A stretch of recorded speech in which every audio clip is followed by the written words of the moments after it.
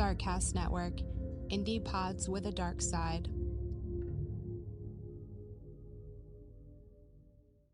Do you have a story of survival? A parent goes to residential school. They haven't had that family connection. Those traditional values and ceremonies that many of us exposed to are taken. Or have a lost loved one that was involved in human trafficking, exploitation, missing, or murdered? My name is Jasmine Castillo, and I am the host of Hands Off My podcast that brings to the forefront, specifically from Asian American, Native Hawaiian, Pacific Islander, Black Indigenous people of color. Anderson County 911, what's the location of your emergency? Ma'am, what's going on out there? You're saying a baby's missing and nobody... As well as nonprofit organizations. When I was a private investigator 5 years ago, we picked up a case that was Shanice Harris' case. That help and advocate families of lost loved ones with their closure. From sometime from his shift at work to that next day, he was either robbed or apprehended at some point with someone coming into the restaurant. And opening a cold case. So that, to me, was his way out, and it negatively impacted Armani's investigation. Please join me on Thursdays on any podcast platform wherever you listen to your podcasts. We are voiceless no more.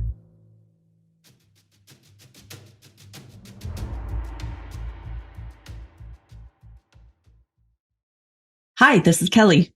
And this is Jenna. And you're listening to ODFM. This episode is One Debauchery From Murder.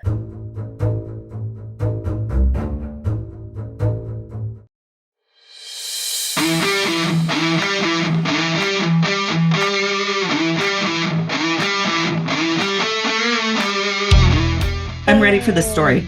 Okay, so first I gotta do a shout out to our friend Christy, who told us about this story. Christy told me about this story, and I was like, oh, hell yeah, this is great. I am going to tell you about Carl Anthony Williams. Carl. Who is an Australian murderer. Freaking Aussies. Nice. He is better known as the baby-faced killer. Or the Premier. The Premier? Oh. I don't, that one I don't understand. Okay. All right. But he is part of season 13 because he was born October 13th, 1970. And there's another big 13 in this story. Ooh, so just wait. So on October 13, 1970, in Melbourne, Victoria, in Australia, he was born to Barbara and George Williams. He was the youngest of their two boys. And Carl grew up being very close to his older brother, Shane. And they lived in Broadmeadows, which was a working class northern suburb of Melbourne. Okay. It's more of a, there was more crime in that suburb. It's a suburb, but yeah. There weren't Broadmeadows. There probably were some Broadmeadows in there. Anyway. Late Broad's named Meadow. Exactly. Seeing on the street corner? Probably. So in the 80s, he attended Broadmeadows West Technical School, but left in year 11, which I think, I'm not sure if that's considered junior or senior year. I tried to look it up. It was too hard to understand. So anyway, he didn't graduate. He came close, but he, right. Yeah. But he didn't graduate. That's hard. All right. And he was known as just kind of like a good, friendly, all around good bloke is what they called him, he's right? A good bloke. He was on the chubby side. He had a baby face. I know how that goes. But he was always cheerful, non-threatening looking. All right. He looked like a party guy. The guy you want at every college party. He reminded me of John Belushi. John Belushi? Yeah, John Belushi in like Animal House or like a Jack Black. Risky Business type thing. Yeah. Right? So, Jack Black. You know what I mean? Yeah. Carl idolized his older brother, Shane, who was a heroin addict. Oh, yeah. Let's not idolize. Yeah, not the best one. So, and Shane used to shoplift to feed his habit. Oh. And then he used his little brother, Carl, as his lookout. Oh, okay. Right. That's not cool, dude. So in his early 20s, when Carl dropped out of school, he started dealing party drugs. Like ecstasy and all those fun ones. I mean, he's using them too, but he's dealing them, right? I'm sure he is. He's doing it all. He's doing it all. And then Shane died of a heroin overdose in 1997.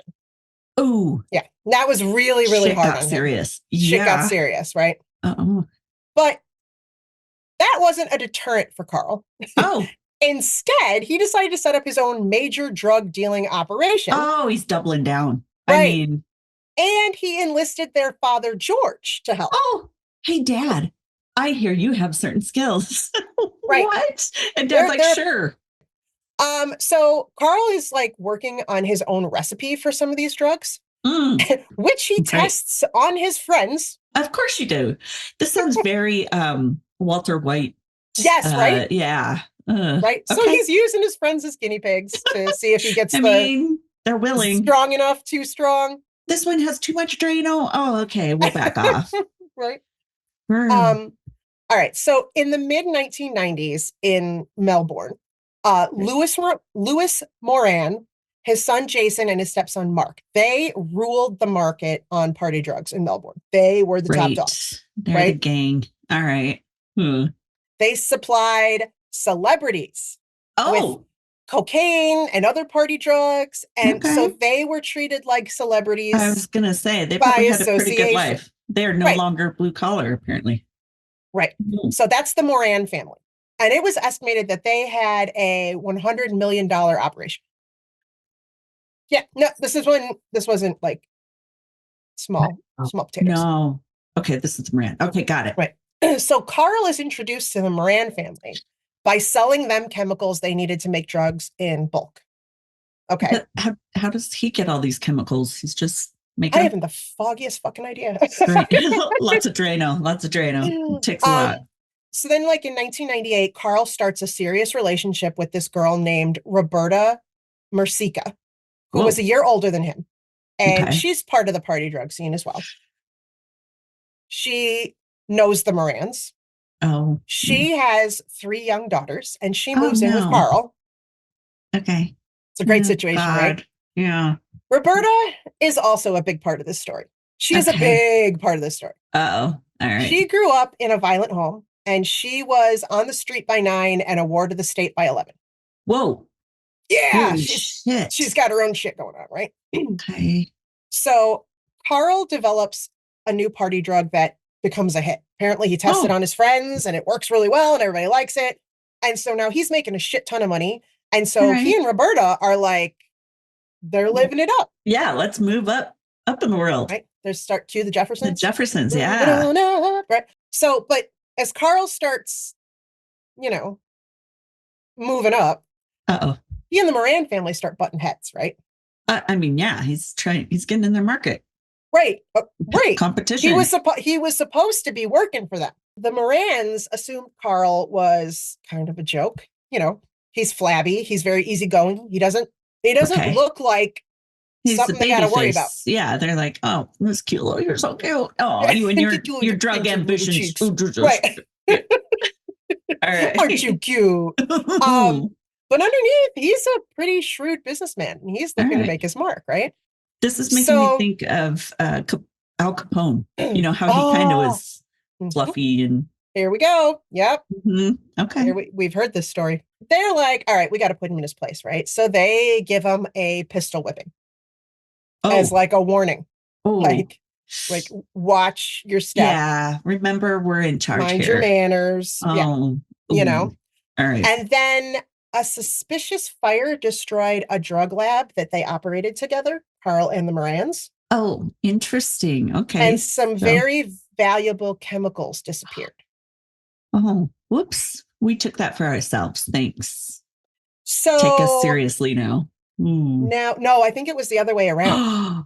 Well, you know what? I'm not totally sure, but it's my understanding that it was more like they thought Carl set the fire. Oh, took interesting. The drugs, or like took the drugs and then set the fire. Like, oh, look it. Oh, look so what now happens. they're like, all right, this pistol whipping business didn't seem to work. What's so the next step? They're getting pissed. Okay.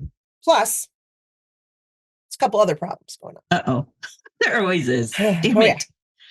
The Morans thought that Carl was undercutting them. Oh, shit. He probably was. And he probably was. And there was a dispute over a pill press. I don't know what that means. Someone thought it was owed by someone, but just they were arguing. Order another on Amazon. I know, right? How much money you guys have? Buy another one. How hard is this? I don't know. And I guess the Morans were also kind of miffed because Roberta had been married to a good friend of theirs. And then she left him for Carl. And were those kids this other good friend's kids? I'm pretty sure. Yeah. So they're already ugly. like, all right, I don't like this guy. Like this guy's, he's encroaching on our business. He's stealing from us. He's taking our women. This is not cool. And again, all with this baby face. This guy does not look like he is no Tom Cruise. Like, I don't know what's happening. Okay. So, well, when you're starting to get money and power, you know. Yeah, you look a lot more attractive. Yeah, apparently. So anyway, and then as if tensions weren't running high enough, there was a confrontation over $400,000 that Carl owed the family. Oh, that's not pennies. Holy no, shit. that's a big deal. So they're like, okay, we've had about enough of this guy. So here's the 13 again. On October 13th, 1999, on his which own was birthday. Carl's 29th birthday. Okay. He has a meetup with the Moran brothers, Mark and Jason. Okay. And they're pissed about the money. And they argue. It's my birthday. But it's my birthday, yo. Throw me a bone. Yeah. Can't we just say this is my birthday present? Right. No? Well, things escalate. And Jason shoots Carl in the stomach as a warning. Purposely on the stomach. That doesn't seem like warning material. I would say through the leg maybe or I guess Mark was like, just kill him, man. Just kill him. And he was like, no, he owes us money. He owes us shit. Oh, God. So we're going to go through the stomach and ruin some organs and shit. I know, right? Okay. So again, they underestimated Carl. Oh, they got to stop underestimating Carl. I know, man. He recovered from the shooting. Oh, God. And within a month, he went right back to producing drugs. Wow. Well, he's at least ambitious. Yeah, right? I mean, nothing's keeping him down. Unfortunately, a month after the shooting, police accidentally discovered his lab. Oops. They were searching a building that was supposed to be deserted in the suburbs for something completely unrelated. Oops. Right? Yeah. And I guess one of the officers heard a noise and it sounded like a machine, like a washing machine going. And they're like, no one's supposed to be here. So they go to check. Apparently that was the pill press. I was just going to say, the pill press, the missing pill press. I didn't know that it sounded like a washing machine. So this is brand new information for me, right? And there is drugs and powder all over the place, right? Oh, cops are happy. Like, right. So look what we did. Carl and his father, George, were actually there hiding in the building. They heard the police coming in and were hiding, but they found them. And they're both covered in powder. They're covered in the evidence, right? Oops. And Carl was holding a semi-automatic weapon. Carl. Right? This is like, so they're arrested. Okay. Right? Well, yeah. And they call them the drug squad. And over 25,000 amphetamine tablets were seized by police. Worth to be about $20 million. Oh, damn. And it was by accident.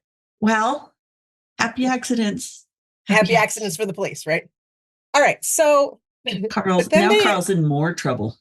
Right. But then they lucked out again. Oh. So they got arrested.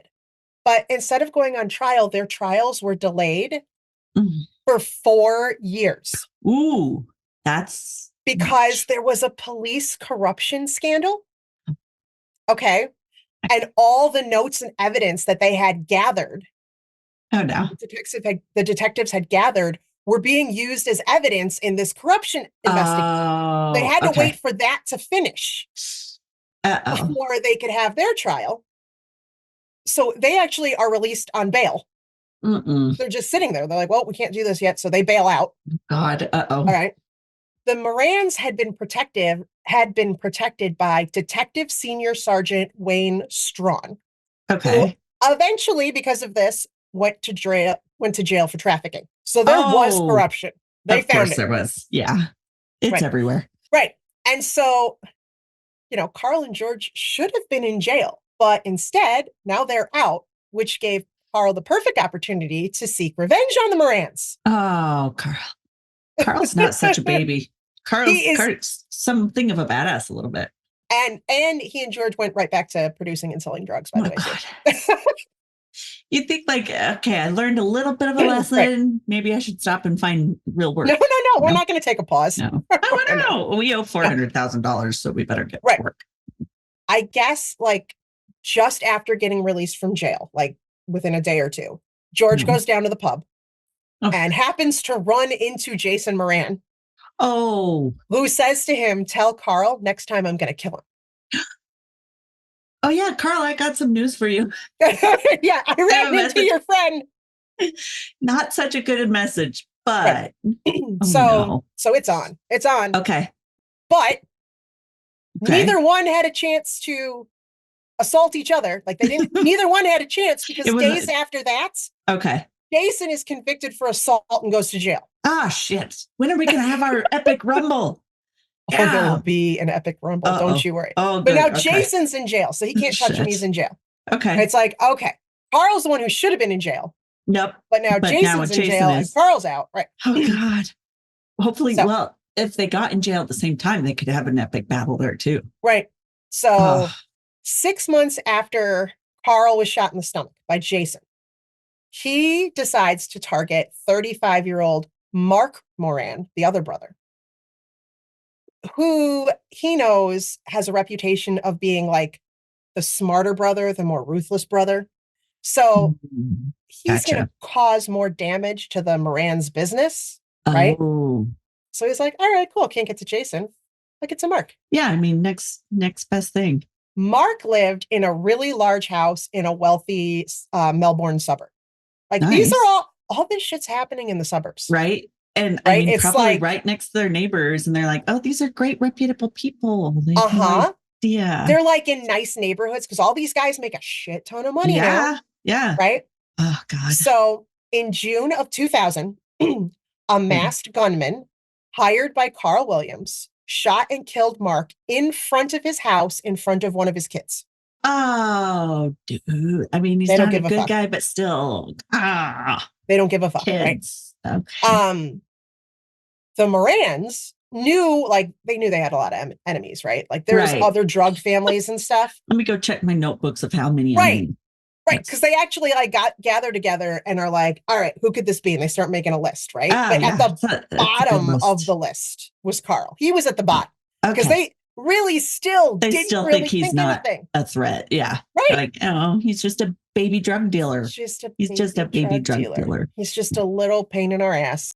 All right. So the hit on Mark Moran was just the first in what would become known as the Melbourne gangland killings. Oh, it's a thing. It's like a whole, and like a massacre.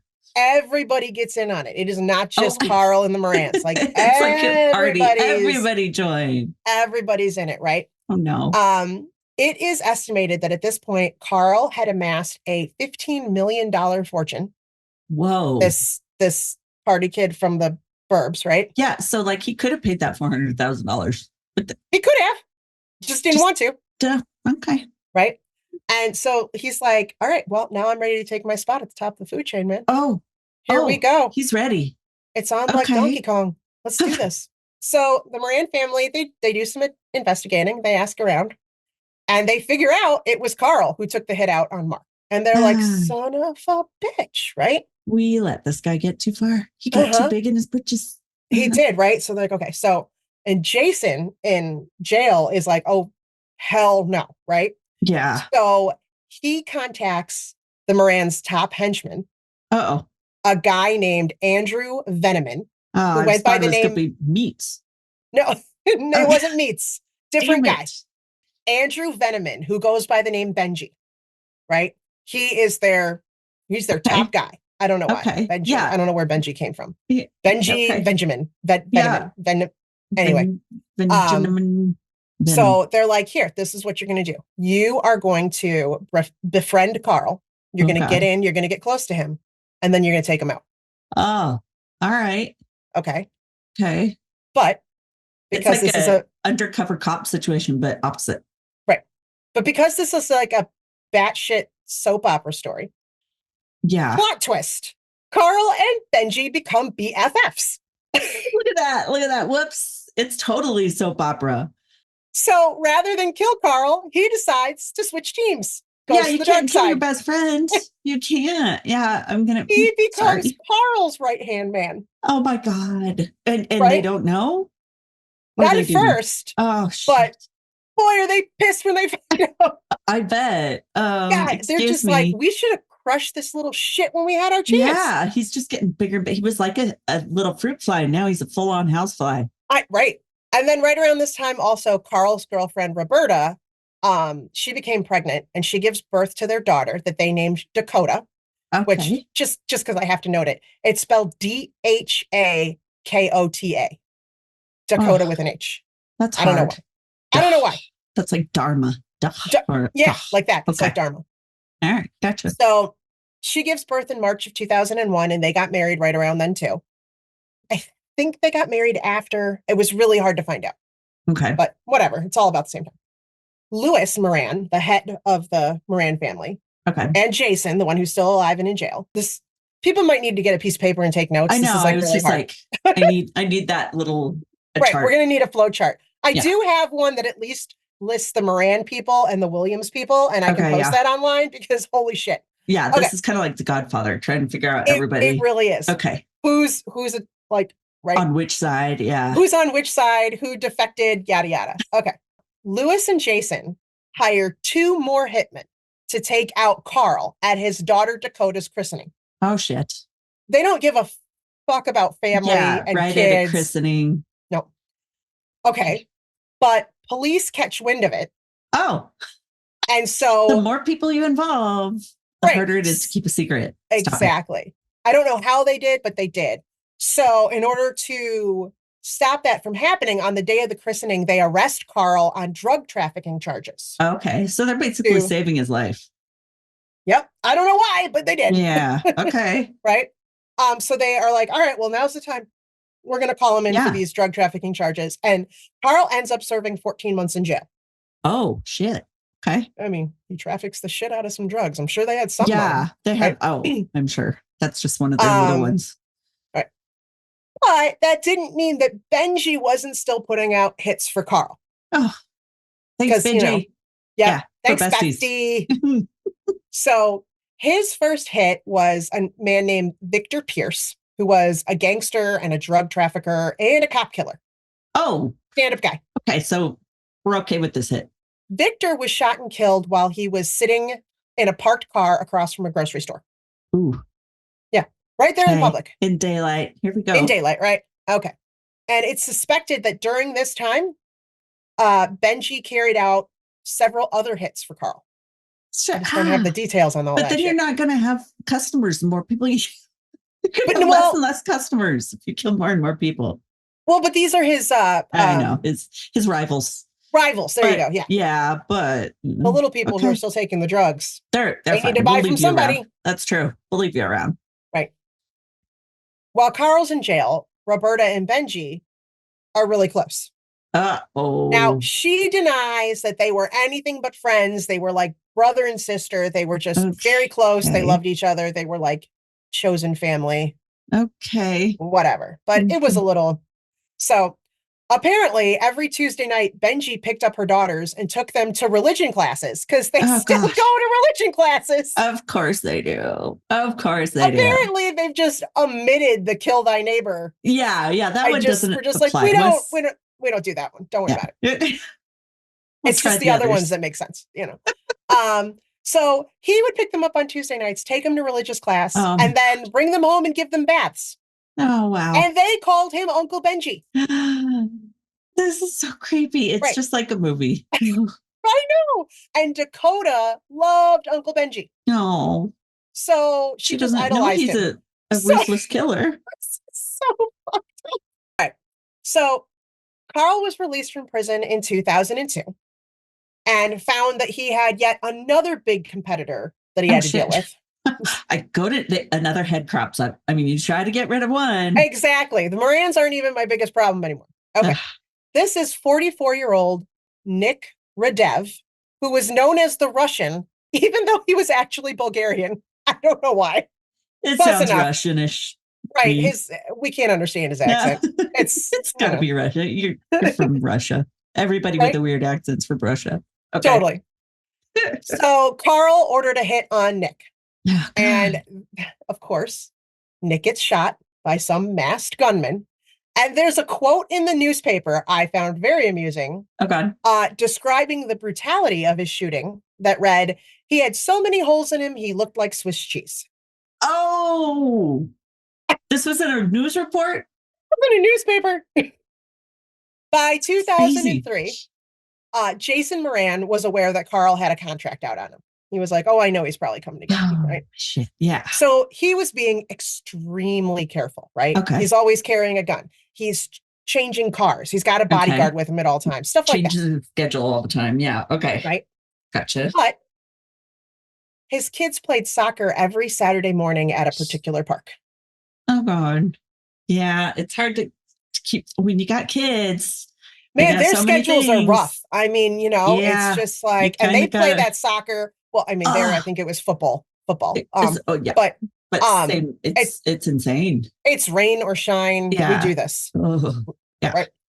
So, okay. So on June 21st, 2003, just after a Saturday soccer game ends, Jason and one of his guys, probably someone who was acting as his bodyguard, whose name was Pascal Barbaro, they load. Is he Russian? Just kidding. I don't think he is, but I don't think he is either. They load 5 kids in the back of their family minivan. Oh, God. Okay. Including Jason's 6-year-old twins. Oh, all right. So the game ends. There's families and kids everywhere. Yeah, they're in the parking lot, right? Oh, God. Before they can pull out of the lot, a masked gunman runs up to the driver's side window and shot Jason in the head with a shotgun. Oh. Then he takes out a pistol and shot Pascal, killing him as well. Oh, right there in front of all the kids. Oh, no. Right? Okay. Jason was 35 at the time of his death. Damn. Right? He's got all these young kids in the back. Oh. I mean, this is apparently Roberta was on the phone that night saying she couldn't wait to go out that night and celebrate with Carl. Oh, gross. Because Jason was finally dead. And that's exactly what happened that night. She and Carl went out on the town. Gross.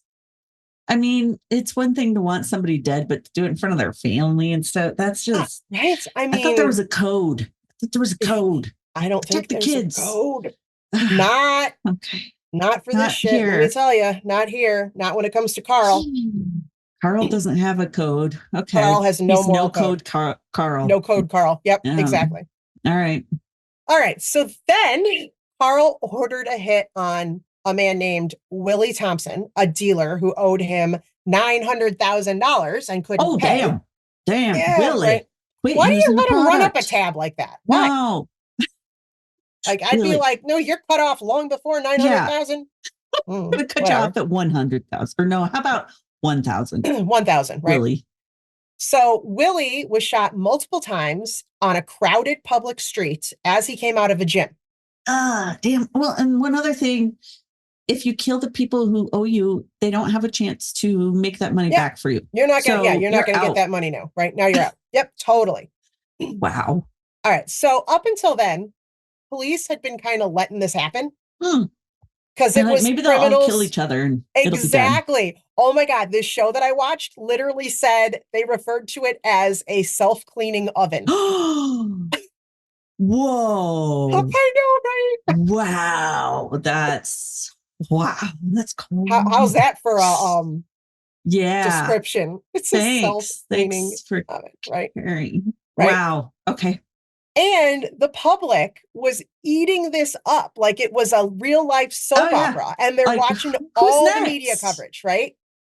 As long as I don't get caught in the crossfire, it's great. Like they're watching The Sopranos. Shit. Yeah, that's what it is. Okay. Sopranos. But Jason and Pascal were shot at a children's soccer game. Yeah, that makes a big difference. Right after that, Willie Thompson was shot on the street. And a stray bullet went into a bookstore and nearly missed a pedestrian. See, you're kind of endangering people who might not want to let this just self So now all of a sudden the public's like, why aren't the police doing anything? And they get all mad. Sure. Yeah. You Now were the ones that were everybody's got enjoying their it. panties in a bunch, right? They're like, Y'all what liked the hell? self-cleaning oven before. Now, Right? Now they're like, now you want a scrubber. Police are like, all right, fine. Fine. And a task, fine. We'll do something. So a task force of 30 detectives are assembled. Damn. And they name it Task Force Piranha. I found that amusing. I don't know why. Okay. And they're supposed to investigate what has been dubbed the gangland killing. So like, okay. So now we got these 30 detectives. So this is another soap opera, like, what the fuck, can't believe that happened twist. Oh, no. Rather than take credit for Willie Thompson's murder, Carl starts a rumor that it was a hitman named Michael Marshall. Okay. Okay. Totally other guy. So in August of 2003, the gang that Willie ran with, right? They put out a contract on Michael Marshall because they're like, well, sure. Well, we gotta get this guy. No. And Carl accepts money for the hit. Oh, even though he was the one who did it. I mean, yeah. Okay, sure. I'll get Michael. And he has one of his hitmen take out Marshall, who gets shot outside his home in front of his 5-year-old son. Can't they find better spots? They gotta find better spots. They can do it. Right? Okay. So he gets out of being in trouble for taking out Willie Thompson and then gets paid to take out another guy. Then, oh no, Carl learned that an associate of Nick the Russian had taken out a hit on Carl as revenge. Oh, shit. This is how they handle all this. There's so many hits. I mean, I don't know how they're doing all this. Is there like a bulletin board at a Panera? And like, how are they putting these out there? Like, there's another hit. Is there like an ad in the paper? Do you put this in the want ads? I don't understand. The classifieds, yeah. So Carl preemptively hires a hitman to kill this guy. Oh, his name is Mark Malia. Okay. But he says, I'm getting a hit. I'm going to get another hitman. Right. All right. But he goes, don't just kill him. Uh-oh. I want you to torture Mark Malia first and find out where Nick the Russian had stored all of his drugs and money. Oh, great. Okay. So this poor guy, Mark, he is tortured with a soldering iron, cigarettes, baseball bats, the works, all of it. Right? All of it. Ooh. But he doesn't give up any information. Wow. Okay. Should have been a CIA agent. Oh, yeah, right. So his burned body was discovered in a garbage can in August of 2003. Oh, boy. He didn't make it. He didn't make it. They tortured him to death. So in a completely different plot. Oh, no. Carl is arrested because the detectives catch wind that he's planning to kill a Piranha Task Force detective. Oh, well, now we care. Now we care. Wait. That's one of our guys. Wait a minute. And this is just a little side thing that I had to add in there. So here's Carl, the pudgy, jovial, cute little Carl, unassuming guy who was photographed laying on the ground in the grass in cuffs, getting arrested, blubbering like a child. Oh. And he peed himself. I thought you were tough, Carl. This was the ruthless killer who hires hitmen left and right. No wonder people weren't afraid of him. He comes off as this little man baby. Yeah, he's a man baby. Wow. He is a man baby, right? So they do arrest him, but they don't have enough evidence. So he's released on bail again. Shit. He's out again. Shit. Okay. All right. So now Carl Williams is like, I own Melbourne, right? Okay. Yeah, I think so. I'm taking out every enemy there is. And I got them all, right? Yeah. The police, they're arresting me, but they can't catch me in anything. No. So, right? I'm just a little blubbering idiot. So to celebrate, he has an extravagant $200,000 christening party for Dakota at the Crown Hotel and Casino, which is one of Australia's most popular tourist destinations. Oh, shit. Oh, shit. Oh, shit. And it is like the party to end all parties. Everybody who's anybody is there. But it's also a great target if you have hitmen after you. Which is true. Uh-huh. That didn't happen, but it was gaudy as fuck. They had a bassinet filled with $100 bills. Gross. Okay. It was just it's just over the top. Just gross. Okay. Just like, right. Just flaunting. Gaudy. Yeah. Flaunting their money, flaunting that no one can touch them, whatever. Carl and Roberta Williams, they're basically celebrities at this point, right? He held press conferences for himself, claiming he had nothing to do with any of the gangland killings. I just have all this money from I don't know. Something. He wouldn't answer that question. He wouldn't answer. Oh. He wouldn't answer where his money came from. He just said he had nothing to. He would call into radio shows. Oh God. Dude. Roberta did interviews, and she was quoted saying, "This is great. We're just an everyday suburban family who get up every morning, take our children to school, and cook dinner every night." Okay. And we might kill 30 people in between, but and have $200,000 christening parties. Yeah, you're not normal. You're not normal. Suburban. We're just a suburban family. However, their house was bugged by police, and there was an investigator from the task force who was quoted saying, "It's like listening to the Jerry Springer show 24 hours a day." Oh God, that's exhausting. But it's got to be great. I'm picturing them like the Michael Jackson meme, just with popcorn and their headphones, just like, "Are you getting this shit? Are you getting this shit?" Oh my God. And they're like trading stories. "Did she sleep with so-and-so? No, man, catch up. That was last week." Like, I'm sure it's got to be fantastic. I want a task force like that. Wow. Okay. So, all right. And with all of that, you'd think they'd have enough information to pin him with something. Yeah. I don't know if they knew, and so they were just careful about what they said. I don't know. That could be. Yeah. So that's where we're going to stop for today, because I'm only halfway through, you guys. Jesus Christ. There is so much more. We better get this flow chart ready for the next one. All right. Right. So I hope you took your notes. Bring your notes next week and release the next episode. We're going to get back to you're going to need all this shit. Oh, and we'll have to, if you get to post pictures of all these people so that we can kind of start. I'm going to do my best to post pictures of all this. So we can start figuring out who is who. Many, right? Okay. Damn. Yes. All right. That's what I'll do. All right. Thanks, everybody. Thanks. We'll see you next week. Bye. Thanks for joining us for another episode of ODFM. ODFM is hosted by Kelly DeVries and Jenna Swanson. Editing and production is by Kelly DeVries. Theme music is by Eric Swanson. For images from each episode and more, follow us on Instagram, Facebook, and TikTok with the handle ODFM Podcast.